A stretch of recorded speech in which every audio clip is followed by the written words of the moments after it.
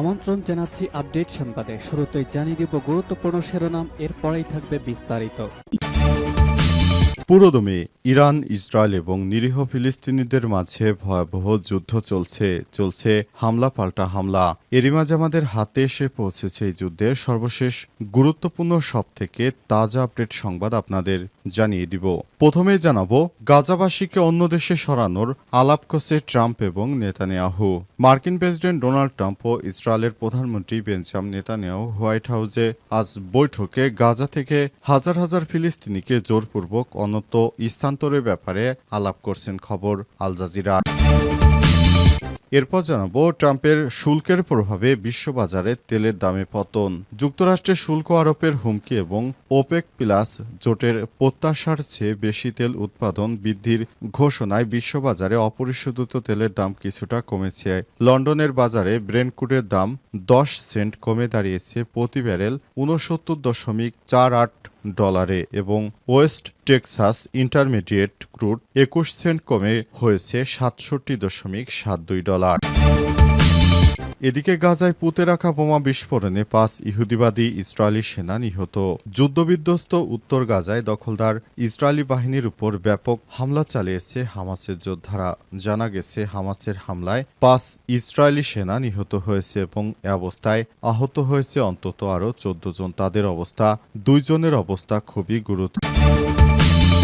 এদিকে ফেনীতে রেকর্ড পরিমাণ বৃষ্টি, বিপদসীমার উপরে মুহুরী এবং সিলোনিয়া নদীর পানি। টানা বর্ষা এবং ভারতীয় উজান থেকে নেমে আসা পাহাড়ি ঢলে ফেনীর মুহুরী ও সিলোনিয়া নদীর পানি বিপদসীমার উপরে প্রবাহিত হচ্ছে।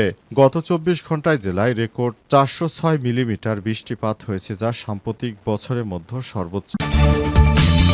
এবং সর্বশেষ জানাবো, লালমনিরহাটে 2 ভুয়া মেজর আটক। লালমনিরহাটে হাতীবান্ধায় ভুয়া মেজর পরিচয় দিয়ে জমি দখলে নিতে আসা 2 ভুয়া মেজরকে আটক করেছে এলাকাবাসী। জানা গেছে, তারা জমি উদ্ধারের কথা বলে 50 লক্ষ টাকা হাতিয়ে নিতে চেয়েছিল। অবশেষে এলাকাবাসী এক সাবেক সেনা কর্মকর্তার সহায়তায় তাদেরকে আটক করেছে। প্রিয় দর্শক, এতক্ষণ শুনছিলেন সংবাদ শিরোনাম, এবারে বিস্তারিত।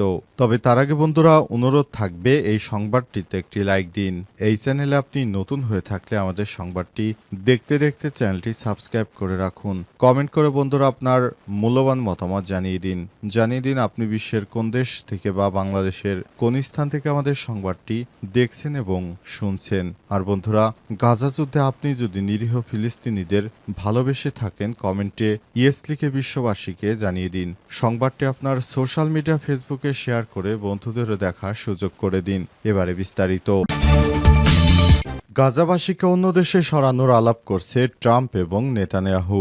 ইহুদিবাদী ইসরায়েলের প্রধানমন্ত্রী বেঞ্জামিন নেতানিয়াহু নিরীহ ফিলিস্তিনিদেরকে ফিলিস্তিন ছেড়ে অন্য দেশে সেটেল করার জন্য ষড়যন্ত্র শুরু করেছে। তিনি বলছেন, আমরা চাই এমন একটি দেশের হাতে ফিলিস্তিনিদের দায়িত্বভার ছেড়ে দিতে, যাতে করে তারা ইহুদিবাদী ইসরায়েলের উপর সরাসরি কোনো থ্রেট না হয়। এমন একটি দেশ খুঁজতে শুরু করেছে যুক্তরাষ্ট্রের প্রেসিডেন্ট ডোনাল্ড ট্রাম্প এবং বেঞ্জামিন নেতানিয়াহু।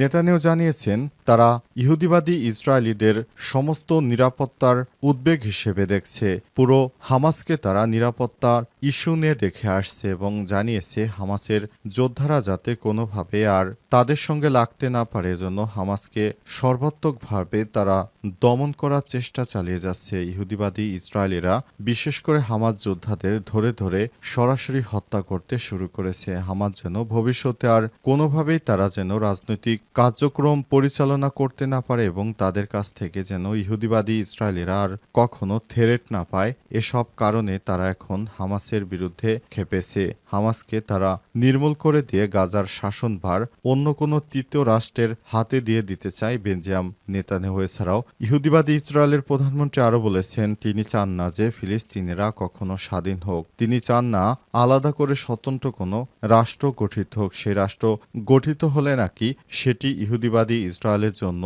একটি চরম থ্রেট হিসেবে থাকবে। কারণে তিনি এই বিষয়টি এড়িয়ে চলেছেন। তিনি যুক্তরাষ্ট্রে গিয়েও জানিয়েছেন, তিনি চান না কখনোই ফিলিস্তিনিদের জন্য আলাদা রাষ্ট্র গঠন করা হোক। এ কারণে তিনি ট্রাম্প সরকারকে নানা যুক্তি দিয়ে বোঝাচ্ছেন।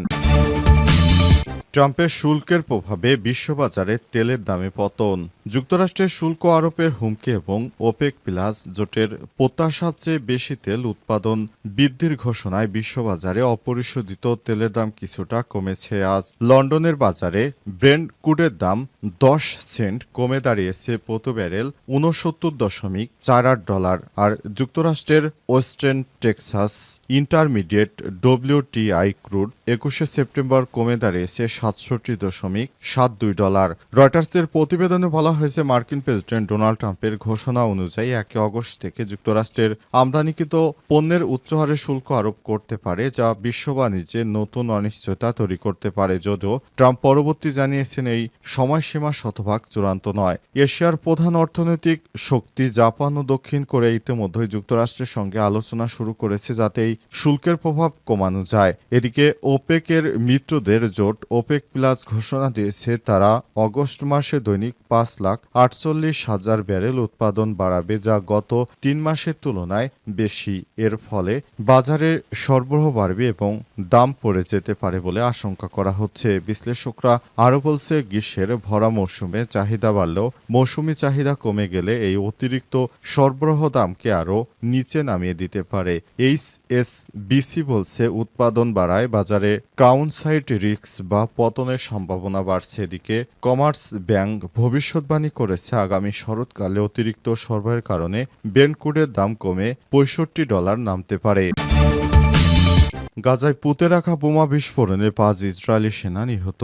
যুদ্ধবিধ্বস্ত উত্তর গাজায় মাটিতে পুঁতে রাখা বোমা বিস্ফোরণে 5 ইসরায়েলি সেনা নিহত হয়েছে। এই ঘটনায় আহত হয়েছে আরও অন্তত 14 জন সেনা।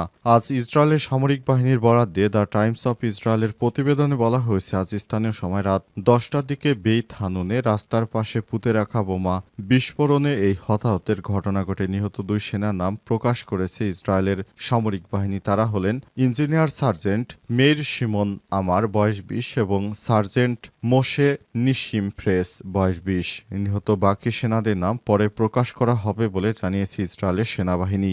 এমন এক সময় গাজায় 5 ইসরায়েলি সেনা নিহতের খবর এলো যখন গাজায় যুদ্ধবিরতি নিয়ে ডোনাল্ড ট্রাম্পের সঙ্গে চূড়ান্ত আলোচনার জন্য ইসরায়েলের প্রধানমন্ত্রী বেঞ্জামিন নেতানিয়াহু যুক্তরাষ্ট্রে অবস্থান করছেন।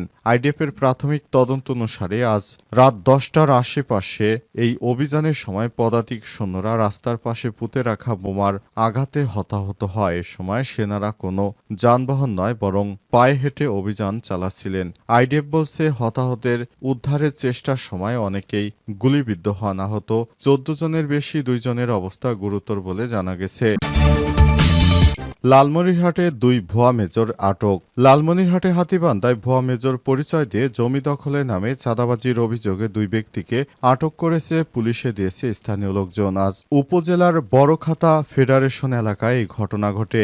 আটককৃত ওই 2 ভুয়া মেজর হলেন রংপুরের হাজিরহাট এলাকার আলতাফ হোসেনের ছেলে সাজু আহমেদ ও তারাগঞ্জ এলাকার জয়নুল আবেদিনের ছেলে মাসুম। পুলিশ জানায় ওই এলাকায় রফিকুল ইসলাম নামের এক ব্যক্তির বেদখলে থাকা জমি উদ্ধারের জন্য তার প্রতিবেশী শহীদের নামে এক ব্যক্তি শরণাপন্ন হন। তারা মেজর পরিচয় দিয়ে 50 লক্ষ টাকা চাঁদা দাবি করে এবং ওই জমি উদ্ধারে নিতে যায়। তখনই পুলিশ টের পেয়ে এই ভুয়া মেজরদের আটক করেছে। কথা মতো 7 দিন আগে রফিকুল এর কাছ থেকে প্রথমে 50,000 টাকা এবং পরে ধাপে ধাপে আরও টাকা নিতে থাকে। আজ বাকি আরও 30,000 টাকা নিতে রফিকুলের বাড়ি আসে 2 ভুয়া মেজর। পরে সাবেক এক সেনা কর্মকর্তার সহযোগিতায় 2 ভুয়া মেজরকে আটক করে স্থানীয় লোকজন পুলিশে দেয়। হাতীবান্ধা থানার ওসি মাহমুদুন নবী এই সত্যতা নিশ্চিত করে জানিয়েছেন, 2 জন ভুয়া মেজর তাদেরকে আমরা হাতে নাতে আটক করেছি। তারা এলাকায় এসে চাঁদাবাজি করছিল এবং জমি দখলের চেষ্টা করছিল। অবশেষে তাদেরকে গ্রেপ্তার করে আইন শৃঙ্খলা রক্ষাকারীর হাতে সোপর্দ করেছে এলাকাবাসী এবং তাদেরকে বর্তমানে থেরাপির আয়োজন করা হচ্ছে। কী কারণে তারা এই ধরনের অপকর্ম করছে সে বিষয়টি তদন্ত করে বের করা হবে বলে পুলিশের পক্ষ থেকে নিশ্চিত করা হয়েছে।